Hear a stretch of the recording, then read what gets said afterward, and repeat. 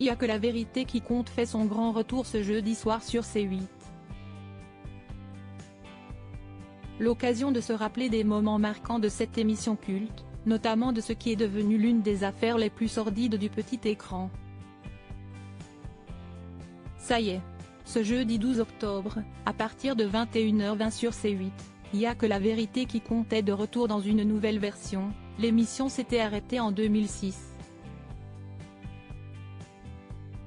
Pascal Bataille et Laurent Fontaine sont toujours aux commandes, une fois de plus accompagnés de Rebecca Hampton. Seul Sam Richer ne fait plus partie du casting, il est remplacé par Quentin Cardiem. Pour rappel, le concept de l'émission consiste à réunir deux personnes qui ont des différends. L'une d'entre elles demande à l'autre une réconciliation, qui peut être acceptée comme refusée. Elles sont aussi séparées par un rideau, ce qui est la marque du programme. Ce comeback est donc l'occasion de se remémorer les moments les plus marquants de cette émission devenue culte. Notamment un en particulier. Il s'agit de l'une des affaires les plus sordides du petit écran.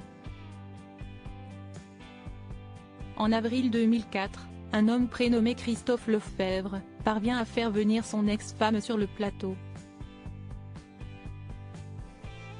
Il espère qu'elle lui donnera une seconde chance. Problème, lorsque cette femme avait été contactée en amont par la production, elle avait clairement expliqué qu'elle acceptait de participer à l'émission, mais à condition que ce ne soit pas son ancien compagnon qui veuille la revoir. On lui avait alors promis que cela ne serait pas le cas, alors que si est bel et bien ce qu'il s'est passé.